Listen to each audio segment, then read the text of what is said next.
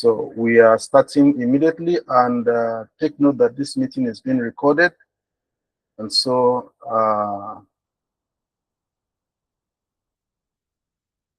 you will get the recording after the processing of the recording. Sure. So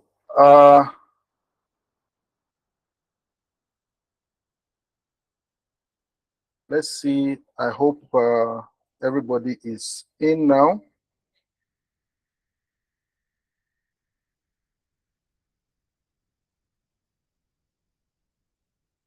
Okay. So by my time it is 12. Maybe by your time it is 12:03. But my time here says 12:01. So please, I will start now, and after the introductory discussions,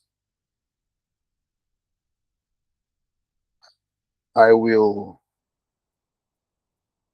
go into the practical itself. So I'll be sharing my screen, and if you have any observation or any questions, because I have muted so that there will be less distractions in the recording, you may send a chat. Okay. Okay. Please, I hope everybody can hear me. Am I audible enough? Okay. So thank you very much.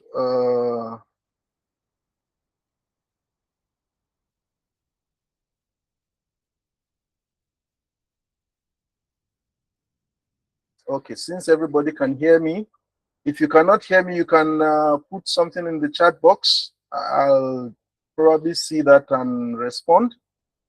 Okay, thank you very much. So let's start, because we have so much to handle, and we have a short time to do that. So I'll be sharing my screen now for my presentation.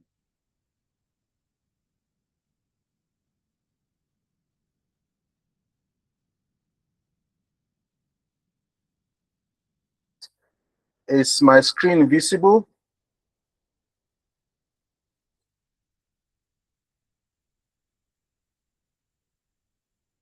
Okay, very good. Thank you for that response. So I'll go to the slideshow itself. Yeah. So we're in for a 2-day hands-on practical use of AI in academic research with high-level ethics.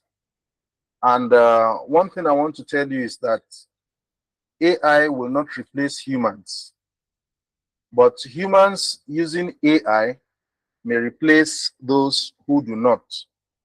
And it's not a new thing that AI has, become something that everybody uses. It's not a new thing, but now the access has become, open to, almost everybody. Okay, so what are the ethical challenges of AI? Because I want us to go into the practical session as soon as possible, I may not do all the academic introduction, this and that, table of content, but I'll just show you specific things that we'll need right now in just about 4 to 5 slides, and then we'll launch into the practical part of the discussion. Okay, so what are the challenges of AI? The ethical challenges of AI includes plagiarism, AI hallucination, fake references, biases in inputs or outputs, and data privacy risks, and then overdependence on AI. Everybody here knows what plagiarism means. That is, you are taking the work of somebody without giving credit to that particular work that you have, taken information from. So when you copy or imitate existing work without giving them credit or without taking permission, that is what is called plagiarism. So AI has access to people's information, and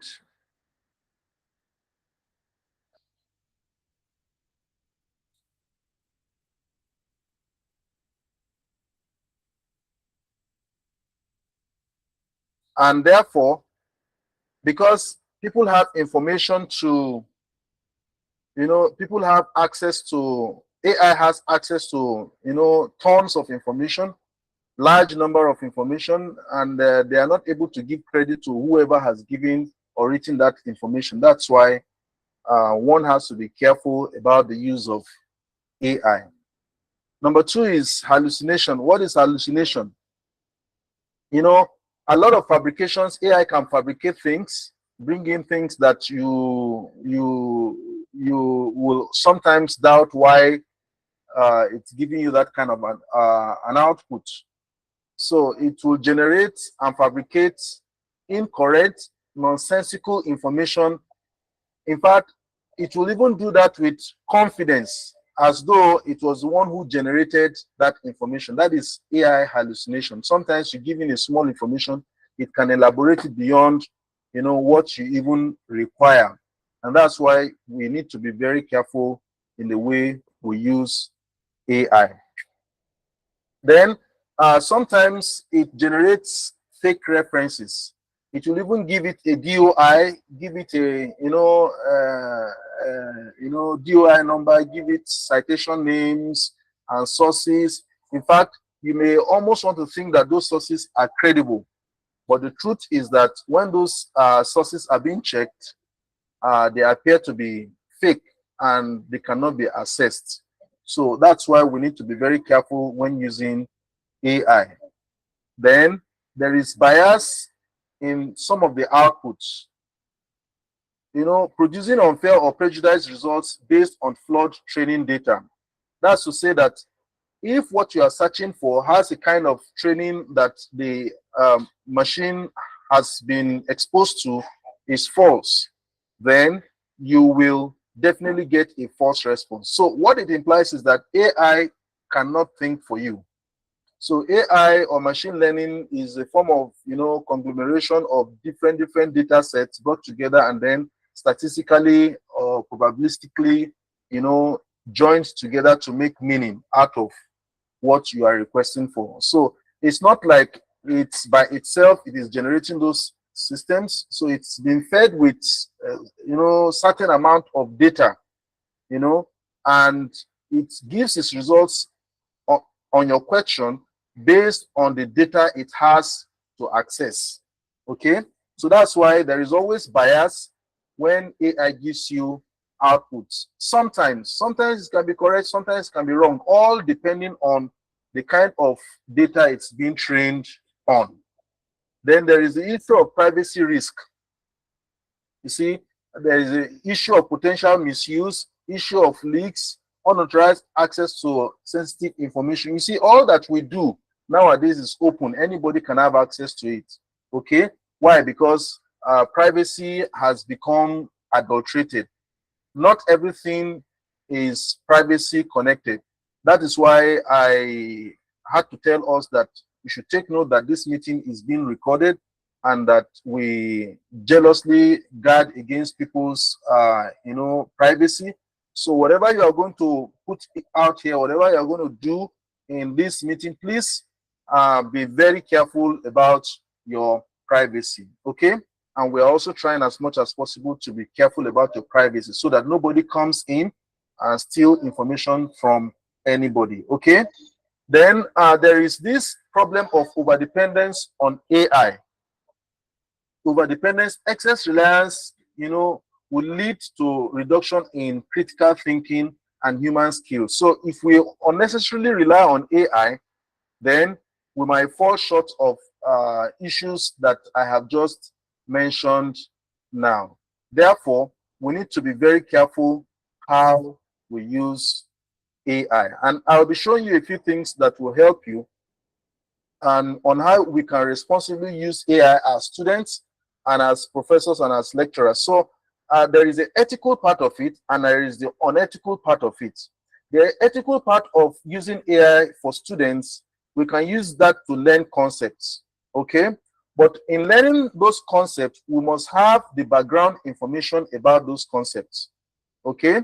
And then we can brainstorm ideas, we can improve our writing, we can practice how to code. In fact, this practicing coding practice aspect of it is sometimes almost very, very genuine, especially if you have the idea or foundation of coding. You'll be able to detect what is wrong and what is right easily, okay? So, but for the learning concepts, that is where the problem is. For example, some people would ask that what if the individual who is trying to search or ask for this thing doesn't have a background knowledge? How does he know that the content given to him by AI is correct or not? So that is why textbooks are there, scholarly materials are there. So when you get some information from AI or you want to get information using AI, you can use AI platforms or sources that can give you those exact documents that can be summarized for you, okay? So, and these are some of the things that I'm going to be showing you on how ChatGPT can be used for particular stuff and how Google Gemini can be used for other activities. So both of them are good, but they are good in different perspectives, in different areas. So you need to know which application to use for what, so that you don't fall prey of, you know, some of the unethical use of AI. And what are some of the unethical uses of AI? Depending entirely on AI is not good. Then when you submit an unverified work, maybe you copied something, you just copied everything and put there, it's also very, very unethical. Then copying assignments directly. So when you get an assignment to do, you just put them there as a student, and then you just copy everything, hook, line, and sinker. That is unethical for you to do. So I will explain everything in the course of our discussion and the practical session. I will show you how to take care of these things, okay? So in my third slide, this will be for lecturers, okay? So for responsible use of AI for lecturers, lecturers have some core duties to take care of. You know, so far, most lecturers support AI adoption, but they remain concerned about the misuse, because many people, but how do we manage the misuse of AI? Okay, so the thing is that we must teach AI literacy, and that's one of the things that I am actually trying to push forward. People need to learn, know, and understand how these things are useful and how they can be used, and how they can be used ethically. Okay, then we need to encourage originality. The ideas must be original. The questions must be original. The sources must be original. The prompts you are giving must have a basis, okay, and must be original, must follow a particular pattern, which I will be showing you, so that you can train the model. As you are training the model, you'll be getting exactly or close to what you actually, you know, expect to see, that it's in line with the science of what you are doing. Okay, then sorry about that, I think I'm not done with this. Redesign assessments. So the way you assess students must also be redesigned, because definitely students will get things from AI. So how do you detect, as a lecturer, how do you detect when a student uses AI? And how do you, quantify the amount of AI being used? Of course, even you as a lecturer, you can use AI to, assess students and do a lot of things. Like, for example, there are tools that I use sometimes to give out polls and maybe tests and questions in the examination hall. I get response from that. These are some of the things that help to redesign assessments. For example, all these WAEC and JAM examinations that are coming up now, all those things are AI enabled, okay? Machine learning enabled, such that even without the control of humans, people can submit their results and get their answers almost immediately. So these are some of the things that are being redesigned for lecturers to use. Then promote ethical thinking or critical thinking. So the responsibility now has moved from, for a lecturer, has moved from do not use AI, because AI, you cannot stop anybody, you cannot monitor anybody from AI. But now the point now will be promote critical thinking. So before you ask AI anything, you must think. You must critically evaluate whatever you are going to share with AI. You must critically think on what you want to ask AI. You must critically think on what AI also gives to you back, and then so that you will not be, giving out the wrong information.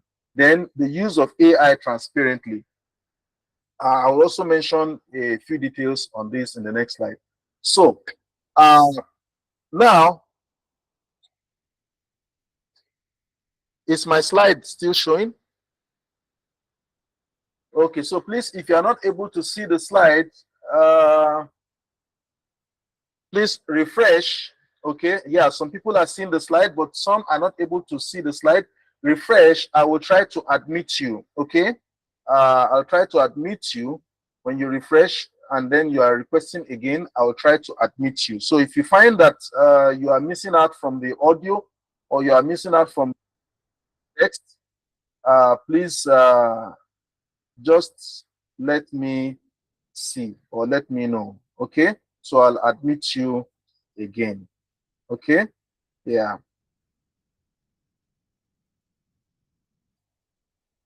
So I hope I can continue now.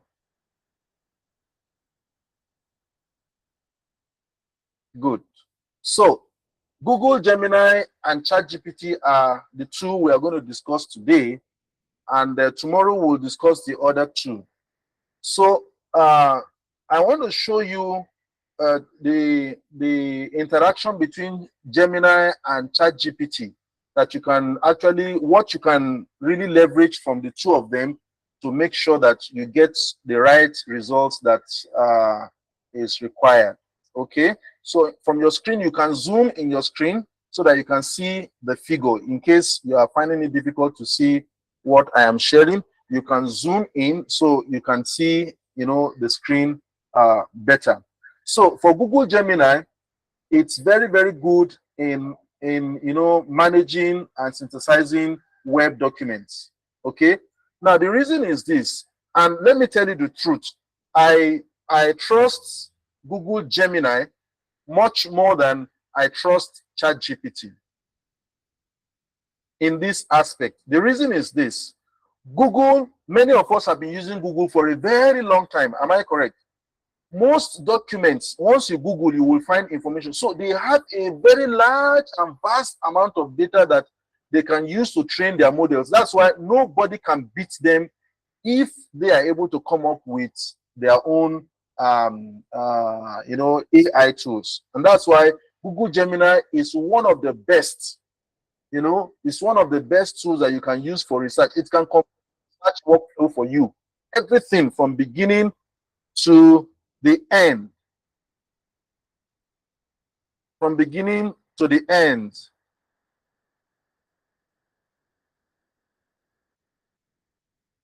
So from beginning to the end, it will help you do everything. But the truth is that ChatGPT excels better in structured logic and strategy. So what it means is that you get your strategy from ChatGPT, the strategy you have gotten from ChatGPT, move it to Google Gemini, and produce whatever else you want to produce. Okay, are you getting the point? So what I would advise is that use ChatGPT, get your structured logic and strategy for your paper or for your research, and then get those structures and develop those structures using Google Gemini. These things operate, and you also exercise by yourself. I'll give you some time. You will show whatever you have done. Okay. Now optimize for targeted file analysis. So Google Gemini has been, ChatGPT has been optimized for targeted file analysis. So when you have a file, it's such files imputed into ChatGPT, you will definitely get the right result if you train that ChatGPT when you started at the beginning. You trained it properly, it will definitely give you the right result when it has to do with documents. Okay, then if you want to deal with long form materials, okay, you can use Google Gemini. If you want to generate scannable, takeaways, maybe you want to get a spot-on summaries of particular documents. So ChatGPT will generate that. Then, if you want to generate ready-use formal reports regarding the information that you have or all the data you have gathered, then you use Google Gemini to do that. If you want to focus on conversational validation, you want to validate some conversation, maybe you have different conversations and you want to validate among those conversations, you use ChatGPT to do that. For example, you are trying to look at topics, and maybe they have suggested different topics for you and you want to validate, you want to check one or two things within that topic, and you want to use their algorithm to check, you can use ChatGPT to do that. Then, if you want to verify anything that is based on academics, okay, you can use Google Gemini. Then, if you have the kind of mix of analysis, maybe you have media, you have text, you have different kinds of information, video, and all that, Google Gemini is very, very good at handling that. Then, if you want to do coding, okay, if you want to do coding and data processing, okay, ChatGPT will, of course, help you to do that, especially if you know how to start the processing right on time. If we have time today, I will show you one or two things on how to use ChatGPT to handle your coding. Okay, any kind of coding, be it R, be it Python, be it Excel, be it whatever it is. Okay, it will help you from the beginning to the end. It will help you solve your problems. Okay, that's if you know how to use the right prompts, which we'll try to see if time permits us to do that. Then Google centric workflow. So I'll show you some things on Google AI Studio, which you can leverage upon and do one or two things. So these are some of the things that I have mentioned earlier, and then you can have this to view maybe after the class. So, sorry, this is not slide 19. It's just, I picked it from my previous slides. So now we will go straight into the practical session. And the practical session this time around will start with Google Gemini. Okay, so is everybody in now? Is everybody in? So yeah, I need to admit one. Okay, fine. So are we all ready now for the practical session? If you're ready, indicate with me. You are not ready. So what is holding you? You can share in the chat. Are you ready? So I hope you have your you cannot see my screen. Please refresh your system if you cannot see my screen. But if you can see my screen, that's fine. Then I believe many are ready. You have your laptops, you have your phones with you. For those of you who have your laptops, I want to encourage you to learn how to use a particular method in working with your screen. Okay, so I will share my entire screen, and then I will I'll share my entire screen so that you can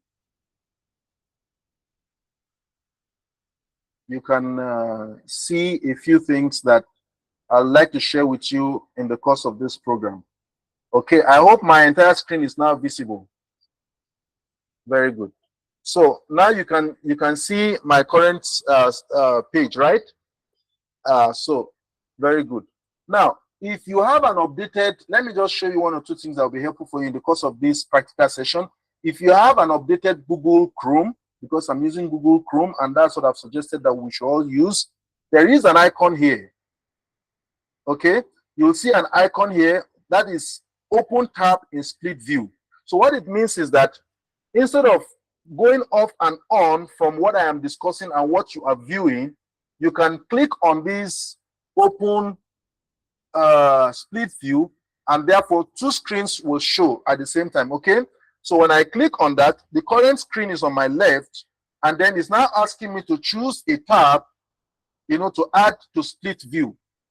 Okay, so from here now, I can select any of the items that I want to display.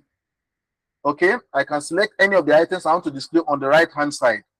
Okay, and if I don't want to, I'll just close it from here. Okay, then it will take me back to the original page. Now, what I want to show is this, and okay, no, possibly this. Okay, so I'll move this closer to this by dragging, and then I'll be here. I am on Google. Okay, so I want to be seeing what I am showing you. At the same time, I want to be seeing if you are responding to the discussion. So I'll split my screen. Okay, so now, are you seeing my splitted screen? Very good, very good. So, and then I will select the meeting on this side. Very good. So I can be seeing what you are telling me, okay? And at the same time, you can see, I can see what I am showing you. All right. So if you intend to, you know, minimize one part of it, you can minimize. Okay. So at this point, if you have any questions, I can see. And if you have any contributions, you put it in the chat box. I'll be able to look at it and respond to that almost immediately while I am working. Okay.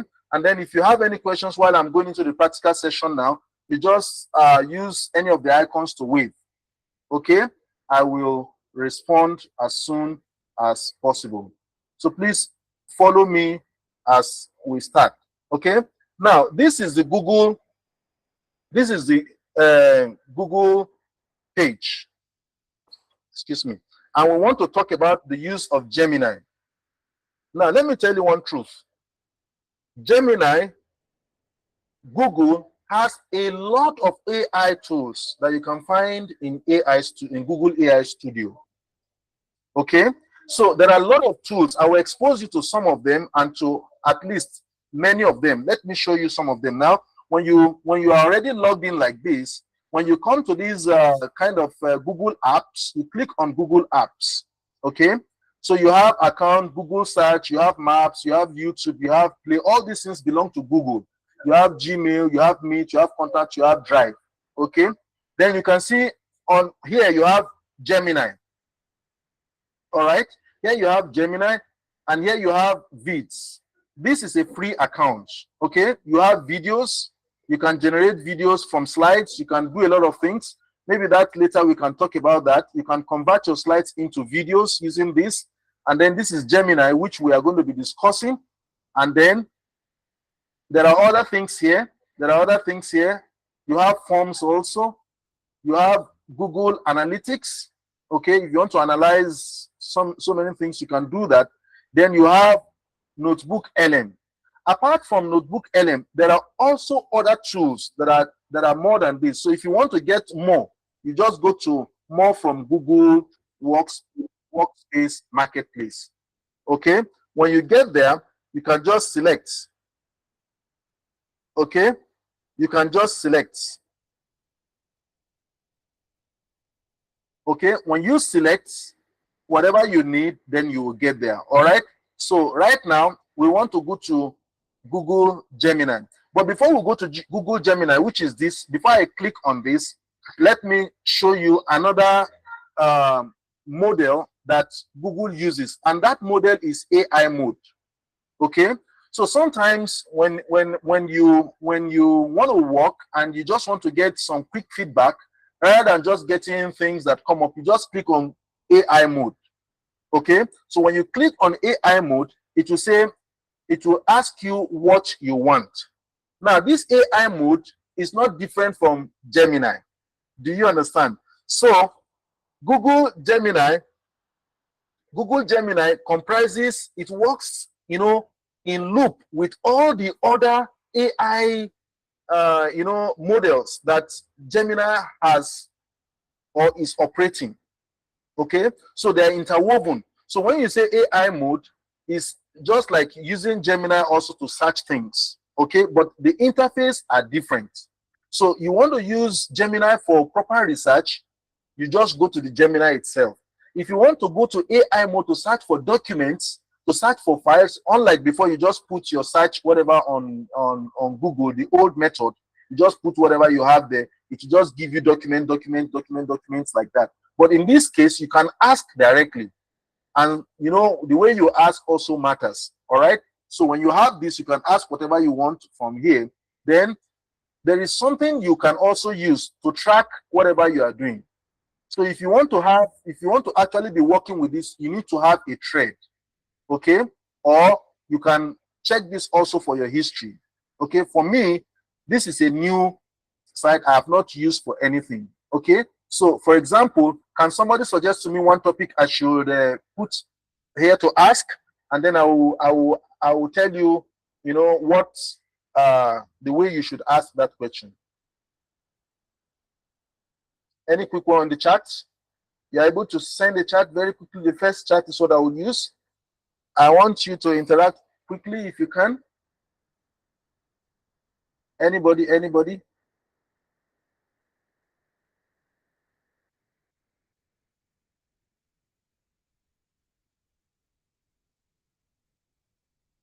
Virtual displays. Okay, fine. Virtual displays. So what you should now ask is that, remember, here is for you to find papers and to information. So what research documents can you suggest for virtual displays? Virtual displays.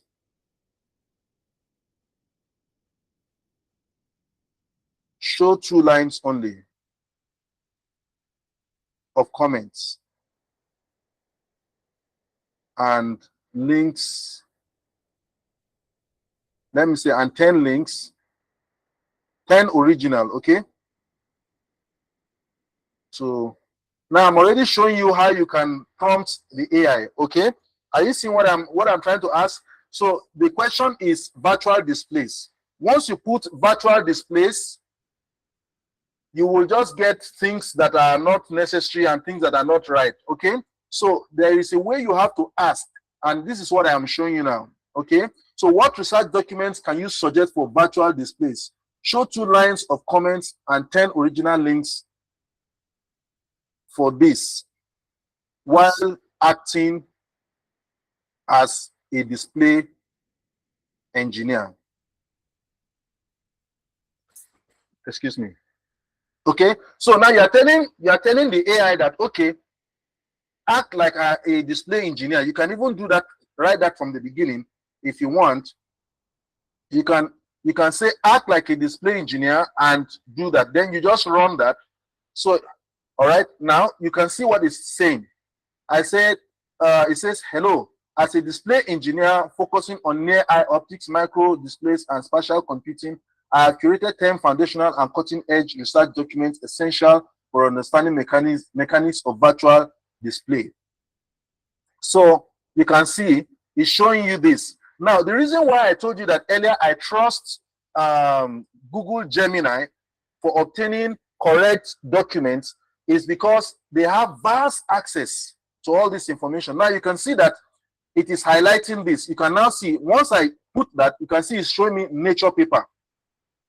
And once I click on that, it will take me directly to that paper. So the issue of, you know, not getting the right date, not getting the right paper and all that will be taken care of by Google Gemini more than ChatGPT will do. If you take it to ChatGPT, you won't get the right references, you won't get the right, or, you know, scholarly data that you can trust, you know, or peer-reviewed materials that you can trust. Okay, so you can see now it is showing a few things on that and the links.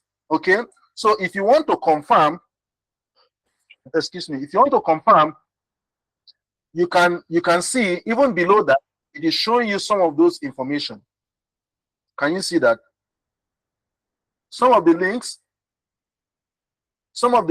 are, you know, are being shown here, and you can see Optical Publishing Group, Frontiers, Research Gates, and many others like that. So if you want to confirm that, it's just for you to click on any of these links. Okay, click any of these links, and then it will open. Can you see the document? Can you see this? Now, tell me if you reference these data sets or this information or this paper or article, there is nobody who will not accept that, right? Nobody will not, everybody will accept this, okay? So that is the way you search for documents in Google Gemini or the AI mode of Google Gemini. Now, once this is done, if you want to go back, this information now is stored, okay? Now, let's assume that you now have a different topic entirely that is outside this. Let's assume that you are no longer researching on this. You want to continue with this AI search mode. You should not use this same panel or this same asking this cell to ask a different question. Are you getting me now? Please, if you understand what I'm saying, give some sign, give some symbol. Very good. So if you want to go into an entirely different topic, okay, don't use this same page to do that. What you need to do is to open another one while you are working, open another one and continue. In case you need to go back to the previous one and continue to verify or ask a few more things, you can continue, you know, checking up on that. Okay, so if you want to build up on all this information, okay, I can just say something here. I say, now make a two-column table and insert only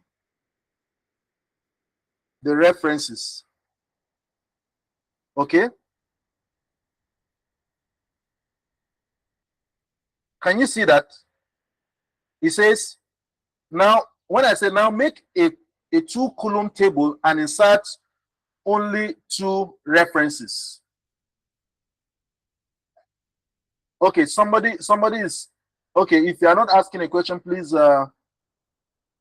if you are not asking a question, you can lower your hand, but if you're asking a question, you can put it in the chat box.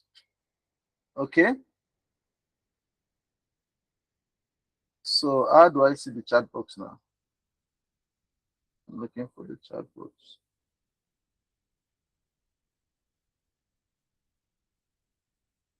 Okay. Okay. So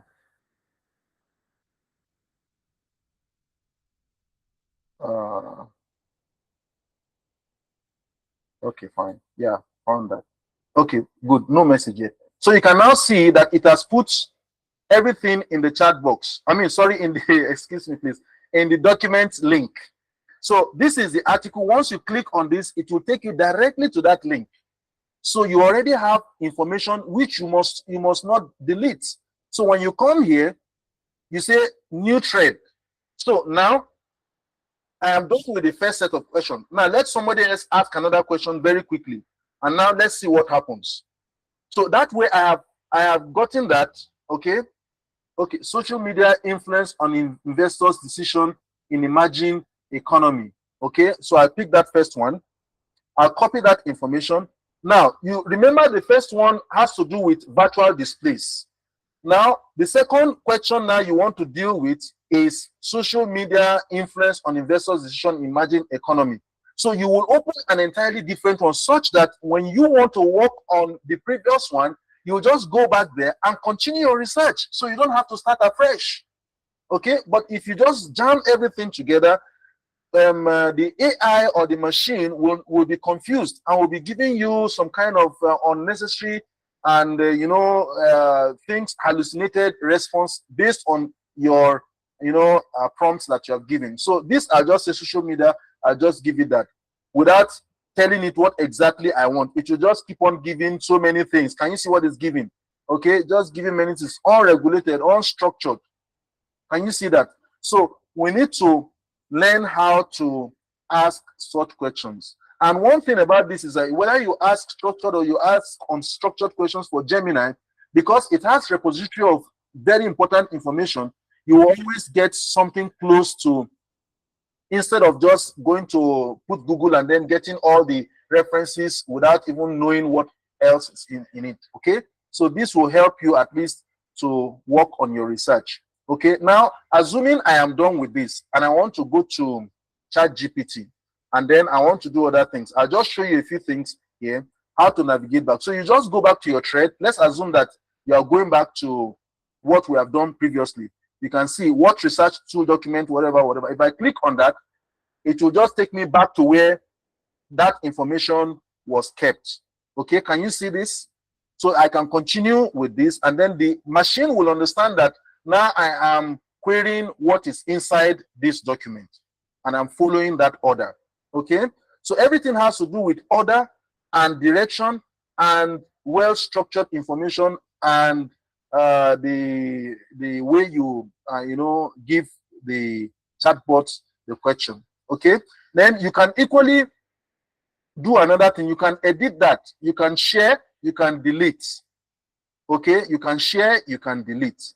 Now, apart from that, also, there is something else you can do. You can click on this.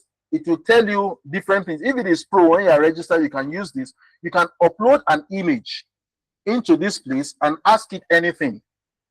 Okay, maybe you are discussing on this information now. You want to upload an image and make reference to the document you have there and say, okay, just do something for me. Or you can even create an image. So now another thing is that in Google Gemini, there is what they call the nano banana. Okay, that nano banana is what helps, is the model they use in creating images. Okay, so if I select create images, I can now write this. So I can now say, please act like an infographic designer. Okay, and show a simple image for the table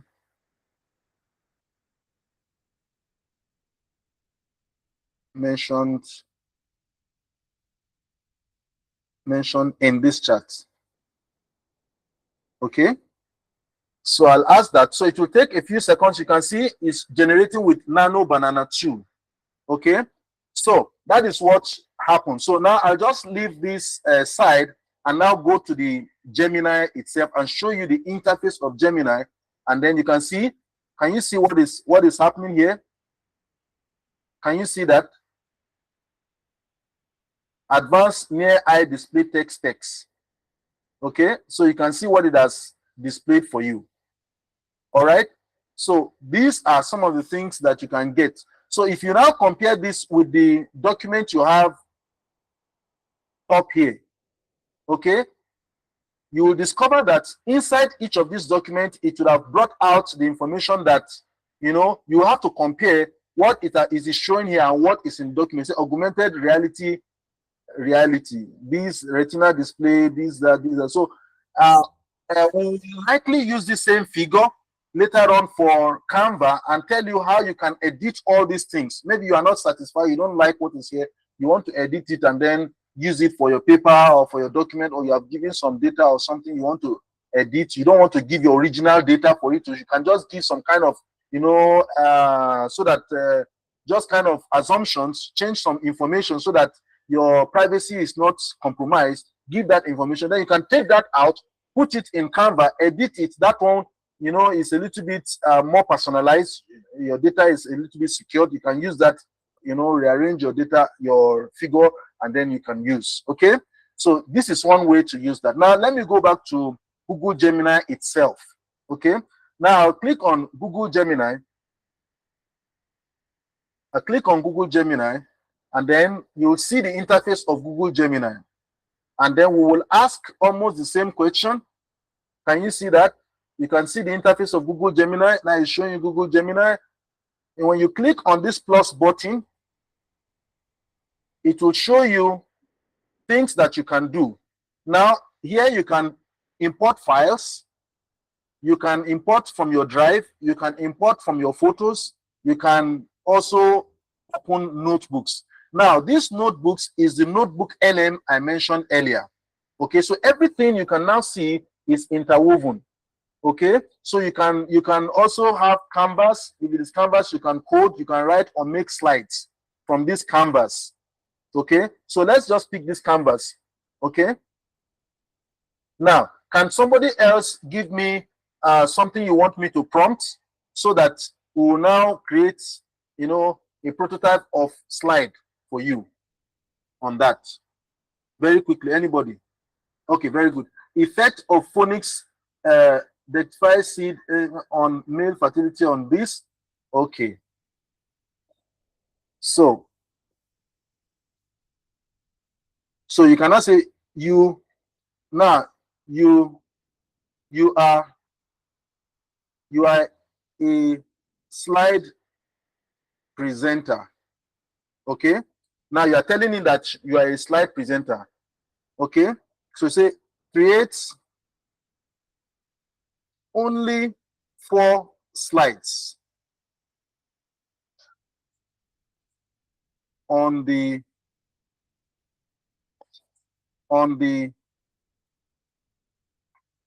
effect of this and this. Do not use overemphasized graphics. Make it simple and academic. Okay, so because we are working on Canvas now, you just run that. Okay, so when you run that, you can see it's going to search from the website, from its resources. Okay, and then it will create that for you. So whatever else you want to do, you can use that to achieve that. So while this is going on, I'll now move to what? Chat GPT. Okay, I'll move to Chat GPT. I'll give you an exercise that you will now have to go and do, simple exercise that you will go and do, and then you will submit by this night against tomorrow's class. Okay, so you can see export to slides, say creating slides ready in few minutes. Okay, so while that is going on, you can be doing other things. Okay, so let's now go to, let me close this and then, okay, I think it's up now. Very good. So can you see what is happening? So you can see it says effect of phonics seed entry on this and this, an investigation into cellular defense. It's adding its own information there. So the next slide, you can see what it's showing. So background and objective, and then you can see it's giving you data. Did you give it data? Please, did we give Gemini data? We did not give it any data, right? But you can see it's creating data. So that is where you have to be very careful. And these are some of the things I mentioned earlier. Okay, you have to be very careful. So it's giving data. So if you want to create slides like this, you have to arrange your work yourself, do the main stuff that you need to do, and then you get the templates. Once you get the template, you pick it and use. You can now see that because of my prompts, it did not just give me anyhow. I told it that this is what you should do, make it simple, and make the images very, very simple. So once you export this to slide, it will come as slide. Then you can edit by yourself. Okay? So there are many things else you can do with Google Gemini. Okay? So when you do that, you can see there is a menu here. So whatever you are doing, please always put them in a defined environment. Okay? There is the library. You can put your documents in library. You can search even within your charts. You can create new charts. Okay? If you want to create notebook, it's always better to create a notebook. Let's say, for example, your topic is on effects of improvised scene-based hydroelectric power models. Okay? So you just create that notebook for that topic alone. And whatever you are searching within that, just be creating new charts within that model, within that notebook. This is just like saying you have a folder. And then inside that folder, the AI will be learning from that particular folder that you have introduced. So if you have different topics, Don't put everything and clump them up in one place. Create folders for them, and then whenever you need to do anything continuously in a particular topic, then you just go straight to that topic. AI will understand that, okay, this is where you have been training me from. It's easy for it to relate with the information you are sharing in that folder. Okay, so please take note of that. That is all for Google Gemini. Now, if you want to go out of this, I'll just say close the left view, because I do not want the left view any longer. I'll just close, or if you want to separate the views, I will separate them. So only one page will be showing. Okay, so now I want to go to ChatGPT. Is my screen still visible? So now this is ChatGPT. I'm going to share, I'm going to also, do this. Okay, so this time around, the stuff is on the left, and this is on the right. ChatGPT will be on the right. Okay, now when you open ChatGPT, this is what you first see. Create an image, write or edit, look something up. Now, what this means is that when it says look something up, it means go into the internet. And when it says go into the internet, it goes to every website where it has access to and search for that information. When you say write or edit, it will just give you something vague from its own knowledge. Okay, it will create for you. If you want to create an image, it will create based on the information you share with it. The same thing you have in Google Gemini folder and all that, the same way you have in ChatGPT. Now, one important thing you should know is that because many of these tools are subscription based, am I correct? So you need to be economical and very dutiful in the way you ask your questions, because you can hit the limit. And in some of these tools, when you hit the limit, it will tell you when next you have the chance to access it. So you have to do your due diligence, understand where you are going and what you are looking for, not just randomly. Understand what you are looking for and give a targeted, prompt so that you get the information that you want. Now, can anybody suggest again a different topic apart from these two that I have gotten now? Any other topic? Somebody else? Maybe from the social sciences or arts. Anybody in arts or social sciences who wants to ask a question? Or how we can use ChatGPT. I want to show you how you can use ChatGPT, and then the information from ChatGPT you take to Google Gemini. I want to mix the two for you right now. Anybody? Okay, no question. No question. So I'll just use, okay, yeah, some effect of improvised them. Okay, yeah, let me use this. Now, I open this. Now, I will have to ask, first of all, I say, you have to click here and check what exactly do you want to do. Do you want to do a deep research? Or do you want the model to think very well? Or do you want to create an image? Or do you want to search the website? So the question you are asking, do you want it to search the website? That's what you should know.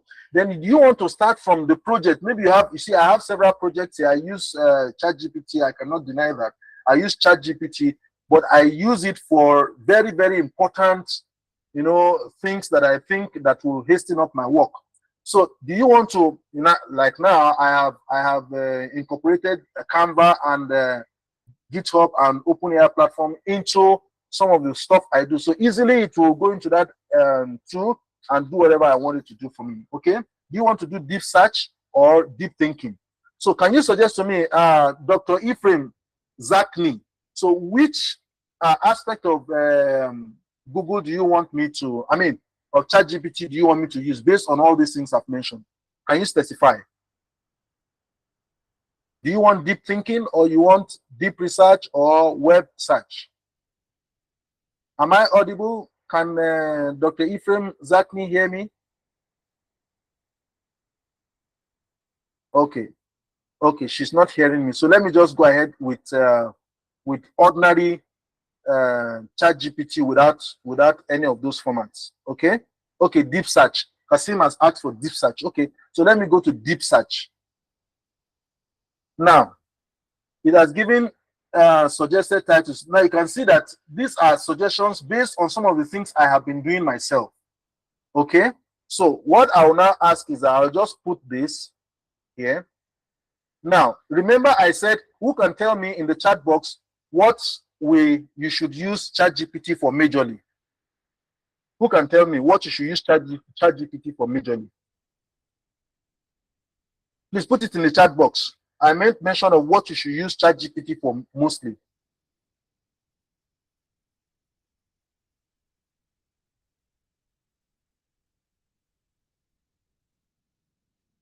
Okay, very good, for outlines. Thank you very much. So that is what you for structure, for outlines. Now, that's very good. Now, act, you now say, you tell it, act like a pro in as a physicist and create an outline of 5 sub major and sub topics for this. Do not add any other comments afterwards. Can you see the way I've responded? I don't want you to just give me things here and there, and then that prompts, because you are saying deep search, very likely it will give you a very deep, it will take more time. When you say deep search, it will take more time, okay, to do that. Can you see this? Can you see that? It says hydroelectric stems effects.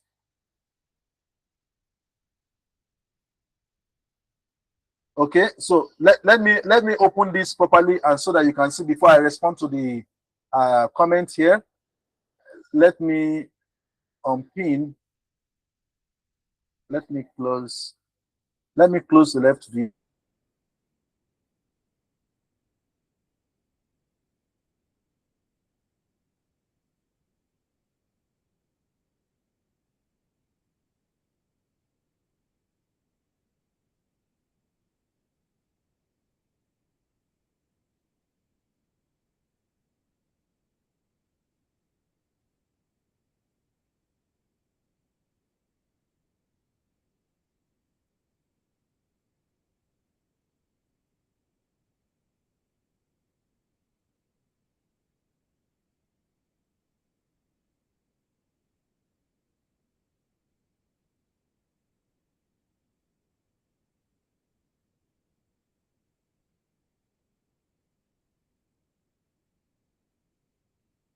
Hello, am I audible? I mistakenly closed that page, so I'll open it up again. So I'll share my entire screen. Okay. So now I'll show this. Very good. So is my screen displayed now? Thank you. So you can see, while this was going on, it asked me a question whether do I want to edit this or not. I did not respond. Because I did not respond, it is going ahead to do that. So deep search will take more time. Okay, deep search will take more time. So it will keep going. It's saying, okay, this is the title, hydroelectric stems effects. So if you want to update, you can update, and then at the end of the day, it will give you a detailed report. But I've restricted it, so you can see the first one is done, the second one is going. So if at the time it was requesting from me, if I wanted to edit or continue, I pick on this, I could edit this directly using my knowledge and say, no, this is not what I want. You can edit directly and then you work. Okay, so while that is going on, I can create a new chart. Okay, while that is going on. So later on, I can go back to that and then pick on what I want, and then it will give me the response. Okay, please take note of that. So let me just do this and say, create an outline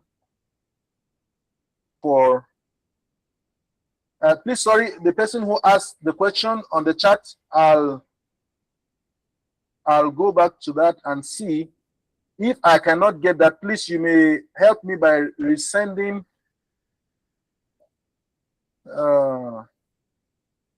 Yeah, by resending the chats. Okay, so please, my chats are gone from here. If you are able to resend that question so I can attempt it, please, I'll be very grateful. Somebody was asking, for example,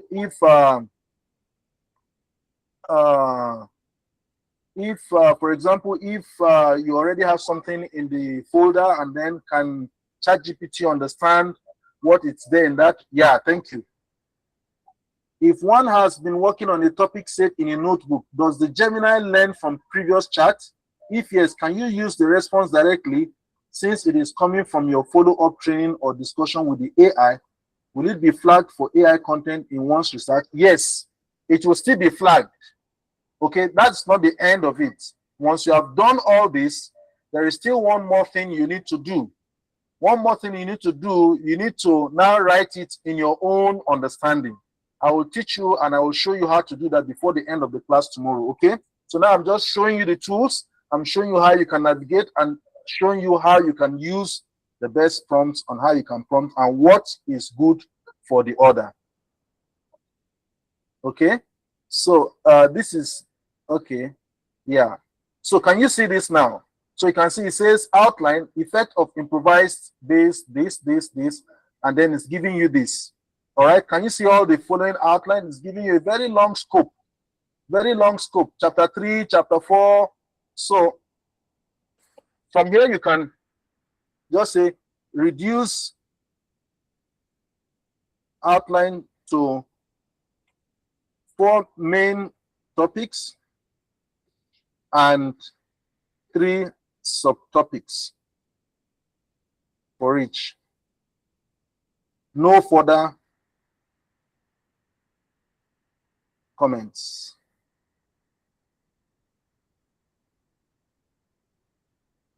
Okay, so what do you observe? You can see he's saying that chapter 1, okay, how many things you see in chapter 1? 1, 2, 3. Can you see that? Then in chapter 2 you see 1, 2, 3. Chapter 3 you see 1, 2, 3. Chapter 4 you see 1, 2, 3. Okay, now can you see what he's saying? He said you are out of message with the most advanced free model. Responses will use a less powerful model until your usage resets in 4 minutes. So you can now see that I have hit the limit just within short time. So that's why you need to be very, very, if you're going to be using the free versions, I have on my other side, I have some tools that I use that have been subscribed for. So I will not have this kind of problem. But for those of us who may not be subscribed and you don't want to subscribe, you can easily get the best of it. If you are able to fine-tune your prompts appropriately, you will get the best of result before it moves from the advanced free model to the other, lower models. Okay, so you can close that and then you are good to go. So at this point, I want to thank you very much for your audience and thank you very much for your contribution during the discussion. Everything is being recorded and we will provide for those who are not able to really follow, we'll share the link where they can either view or download so that they can also get the best from the lessons. So, but meanwhile, I have come to the end of the class for today. If you have any question, please ask. I'll leave the floor open for the next 3 minutes. Probably I should open, you can speak. If you want to speak, just indicate that you want to speak. I will unmute you to speak. Okay, Garba. Okay, so Garba wants to speak. Let me unmute Garba.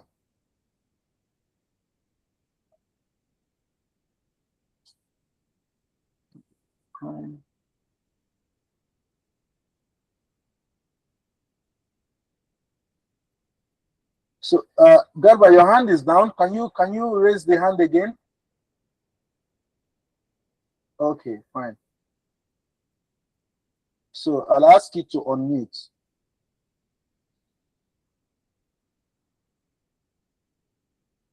Okay. It's telling me I can't unmute someone else. So let me see.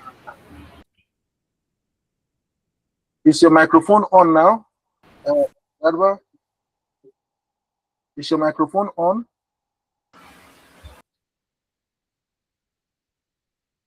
Please unmute yourself, Mr. Garba. Unmute yourself.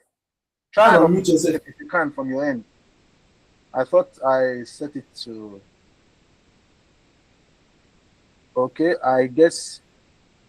Yes, that's what I'm saying. Dr. Garba, please, can you unmute yourself and speak? Okay, if it's not there again, can somebody else? I'm there. Any other question? Anybody? No, I am any there. question? I'm there. I have already unmuted myself. Hello. Okay, so I guess all that I've said is clear enough, and everybody can now go and practice. So if you have not joined the WhatsApp where you can ask your questions, feel free to join. If you don't want to join, there is no problem. It's not under compulsion. You can also exit, okay, after joining. Okay, so if you join after this program, you are not interested in remaining there, you can leave. It's a free world. You can leave. You can also try to join at any point. But I want to assure you that it's a group that only the admin has the access to add or admit anybody there. Okay, so please, if you want to remain in the group, you can remain. If you want to leave the group, you are free to leave, but people in that group usually have advantage, because as more people come into that group, whenever we're having any program, any meeting, if they want to join, it's easy for them to join. Okay, so they have very good access to whatever program that I may be hosting in near future. All right, so thank you very much. I appreciate you. If anybody wants to speak, please. Garba is speaking. Yes, I am here. All right. Oh, my mic was off and my speaker was off. So sorry. Go ahead. All right. Go ahead. Good afternoon, all. Good afternoon, the presenter, Doctor. Is really an impactful section. We really enjoy it. Though I joined a bit late. So regarding the Google Gemini, I come to discover that at a point in time where he wants to prompt it, I want to have an idea. Is there any specific work time frame that you have exhausted your usage? And in regards to free subscription, how can you go beyond just that free subscription so that you can have access to work as much as possible as you can? And that's where I want to ask a question. And also I want to comment on this because I feel a lot of Miss will wish to have more on board so that they can get this basic knowledge as a researcher or any academia. I feel, I don't know, after this one, would there be a room for an extended training that require a long period of time where we can be highly engaged? Yes, I think that is very, very good a question you have asked, and I appreciate you for that. I'm happy you are able to get something from what we have done, though this is within a short period. But the truth is that for Google, I used Google, lots. All right, I use Google a lot, and I have all the packages. For example, I subscribed for a year. I have 1 year subscription for Google. Okay, so you can subscribe. There are varieties of levels of subscription that you can subscribe to. Okay, so once you click on upgrade, it will give you those options, and then you can subscribe to the one. Then you have to look at the content and look at what your level of usage will be like. Then you select and then you subscribe. Okay, so when you subscribe at any level, at any point, once you are using your your Gmail address, you have access to everything unlimited based on the subscription details that you have subscribed. That's one. Then two, yeah, I am open for collaborative activities, number one. Number two, I'm also open to conferences that you may organize and invite me to come speak to your students or to your lecturers or your colleagues. At any time, you are free to contact me. We can arrange on time so that people can leverage this and use it ethically, not just using it and then they are not able to be productive with it, or they are becoming lazy. So you can see with what I have even done today, is even the search itself is not easy, right? It takes you a lot. Even the prompts, it takes you a lot to be able to think and to be able to detect what is right and what is wrong. So on its own alone, it will help you to sharpen your brain when you are searching and when you are working. So, but tomorrow I will show how you can remove plagiarism from the documents you get from any AI tool. And I will show you the one that we have gotten without checking plagiarism and what we get after that. Okay? So please, hopefully tomorrow we will have time to take care of that. Thank you very much. You have my Thank you, contact, you Doctor. can reach me. Yes, Yeah, I do. I do. Thank thank you. you. All right, so with this, I want to thank everyone for participating, and I believe that you have got one or two things from the discussions. Wish you all the best and hoping to see you tomorrow. Thank you and have a great day ahead. Thank you.